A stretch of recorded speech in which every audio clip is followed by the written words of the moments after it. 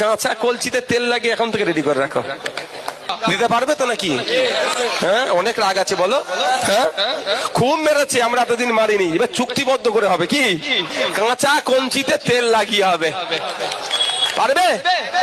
ও জানে মার খাওয়া মানে শরীর আর জায়গা থাকবে না। এত কাঁচা কঞ্চির বাড়ি চাপকাবে, সব রাগ মিটিয়ে নেবে। এতদিন তো আমি হাত আটকে রেখেছি। তোর কাকা দালাল তোহাকে আমার বিমান ছয় দাঁড় করিয়ে দে। পিছন থেকে নোংরামি করছিস কেন? ফুরফুরা শরীফের নামটা যদি ওর নামের পাশ থেকে বাদ দেওয়া যায়, ও একজন বাসন মাজার চাকরের চাইতেও খারাপ, এটা আমি নিশ্চিতভাবে আমি মনে করি। আমি তাই আপনাদের কাছে অনুরোধ করব, কিসের পীরজাদা বলে দাবি করে যারা আজকের ভান্ডামি করে ভাঙনের মানুষকে কঠিন পরিস্থিতির দিকে ঠেলে দিচ্ছে, সে কখনো পীরজাদা হতে পারে না। আমি মনে করি ও শয়তান, সবচাইতে বড় শয়তান ওইটা।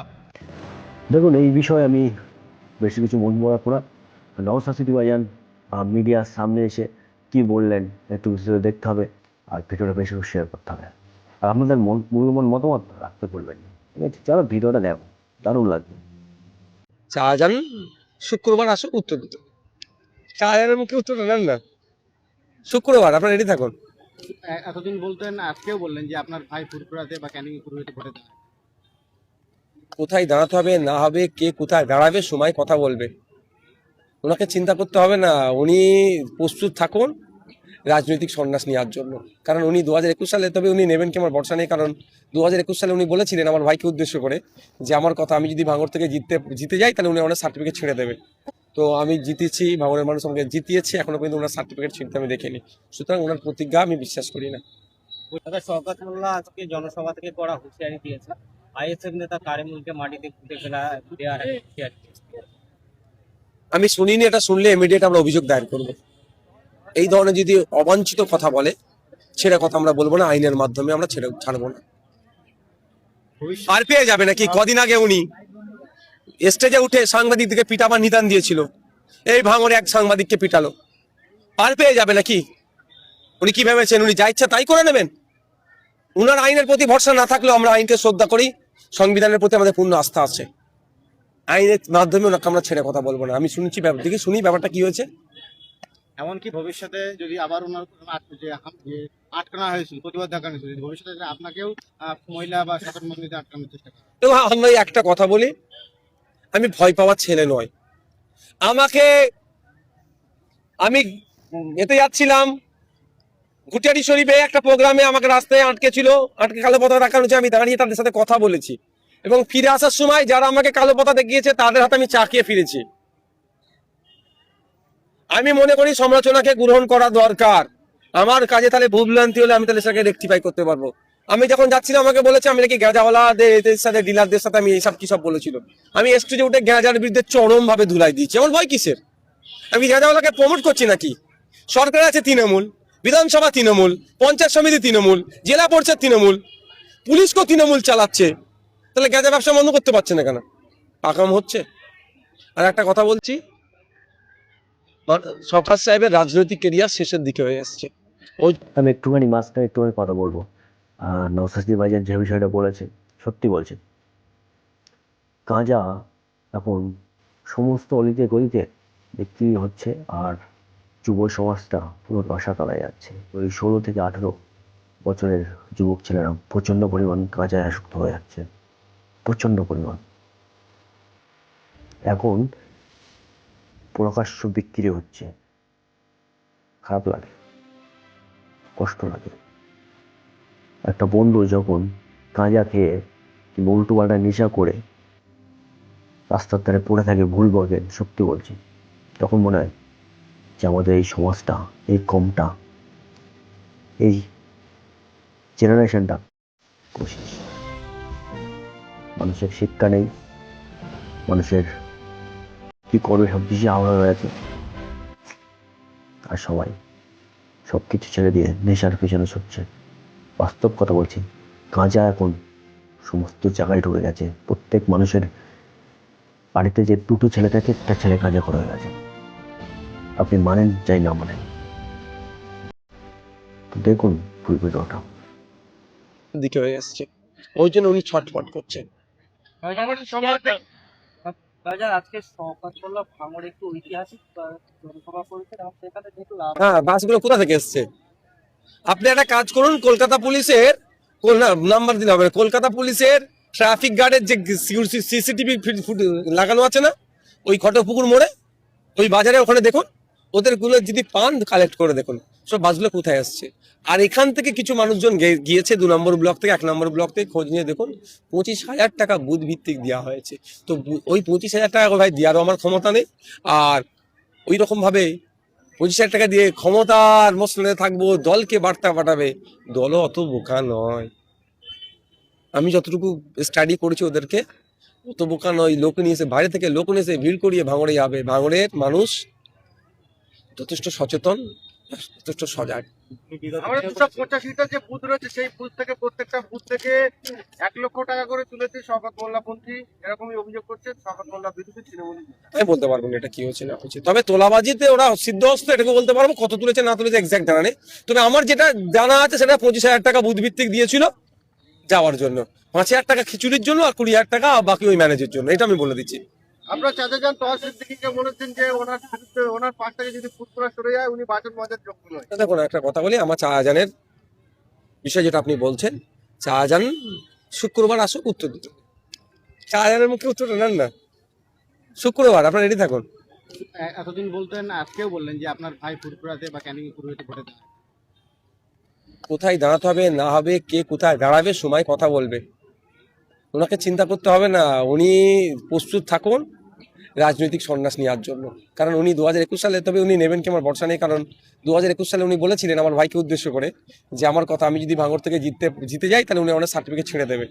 তো আমি জিতেছি, ভাঙড়ের মানুষ আমাকে জিতিয়েছে, এখনো পর্যন্ত ওনার সার্টিফিকেট ছিঁড়তে আমি দেখিনি। সুতরাং ওনার প্রতিজ্ঞা আমি বিশ্বাস করি না। বসিরহাট এলাকাটা যাবো।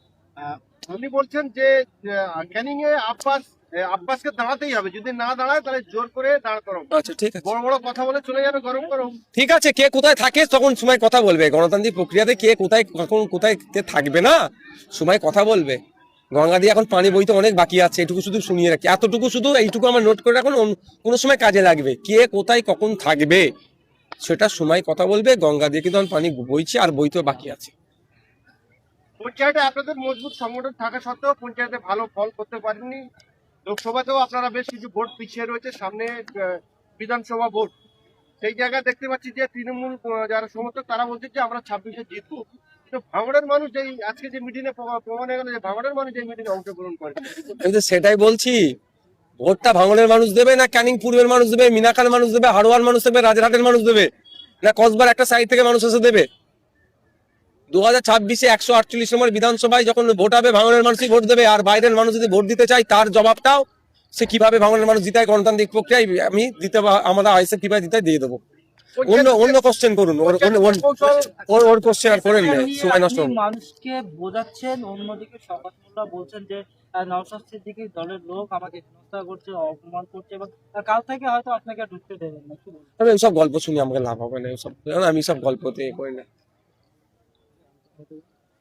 বসিরহাট এলাকার আশাপুর গ্রাম পঞ্চায়েতের অঞ্চল সভাপতি তার দলবল আইএসএফ কর্মীকে মারধর, মিটিং থেকে বাড়িতে তাকে মারধর করা হয়।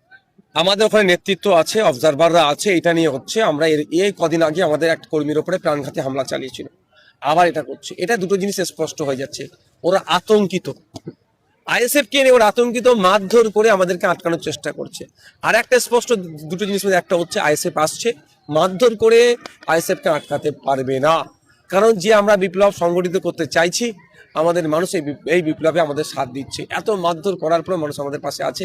তবে পরে বলছি যে আর যারা মারধর করেছে তাদের বিরুদ্ধে আমরা আইনত লড়াই যাচ্ছি। কারণ আমরা মারের বদলা মারেতে বিশ্বাসী নয়। কারণ চোখের বদলা চোখ যদি আমরা নিতে চাই তাহলে একদিন সবাই অন্ধ হয়ে যাবে, এটা তো কাম্য নয়। বছর ঘুরলেই বিধানসভা জোটে কতটা আগিয়েছে, কতটা আশাবাদী? হ্যাঁ, আমাদের সাথে আমাদের আলোচনা প্রথম পর্যায়ে রয়েছে, এর পরবর্তীতে হবে আলোচনা হবে। আমরা চাইছি বাম, কংগ্রেস, আইএসএফ আরো যে সমস্ত রাজনৈতিক ছোটখাটো দলগুলো আছে এক হয়ে বিজেপি তৃণমূলের বিরুদ্ধে লড়াই করি। আজকে ভগবানপুর ছোয়ানি যে এলাকায় গত কদিন আগে উত্তপ্ত হয়েছিল, রক্তদান শিবিরে বাধা দিয়েছে, সেখানে আজকে রক্তদানের ইতিহাস করছে। মানুষ তো করলো, আমরা তো আর ভাড়া করে লোক নিয়ে এসে রক্তদান করাইনি, বাইরে থেকে লোক নিয়ে এসে তো রক্তদান করাইনি। আমাদের মধ্যে এই কম্পিটিশনটা হোক। ছোয়ানিতে অর্থাৎ ভগবানপুর অঞ্চল কমিটির উদ্যোগে ছোয়ানিতে যে রক্তদান শিবির হচ্ছে, 1000-এর ছুঁই রক্তদাতা। তাহলে ভগবানপুর অঞ্চলে তৃণমূল কংগ্রেসের কাজ হবে সামনের সপ্তাহে একটা, যেটা ওরা শাসকে আছে, একটা ক্যাম্প করে 2000 ডোনার করুক। এই কম্পিটিশনটা আমাদের হোক না।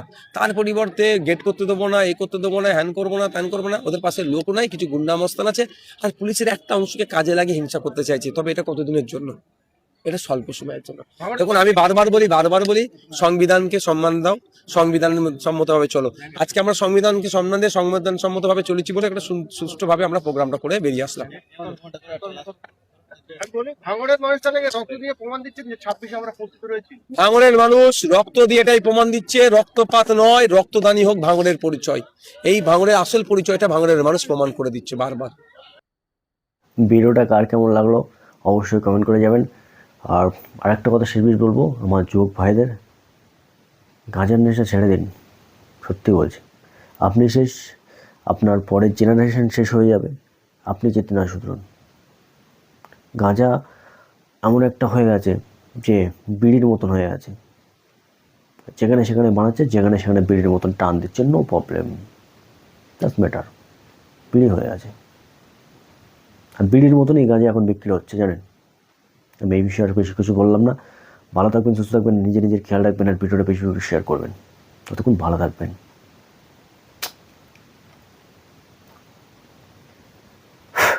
মনে পড়ে গেল তো, তাই খুব কষ্ট লাগছে, সত্যি বলছি। এই বর্তমানের এই জেনারেশনটা পুরো শেষ, নেশায় জর্জরিত হয়ে গেছে সব। যেখানে সেখানে যাবো, যুবক ছেলের একটা করে দল বসে আছে গোল করে, আর উপরে দিয়ে ভাঁটার মতন ধোঁয়া উঠছে। কমন ব্যাপার। বন্ধু, ভালো হয়ে যাও। জীবন তোমার, শরীর তোমার। এই শরীরটা একবার নষ্ট হয়ে গেলে, দুর্বল হয়ে গেলে আর দাঁড়াতে পারবে না। কি বলছি আমি তোমাদের, জ্ঞান দিচ্ছি।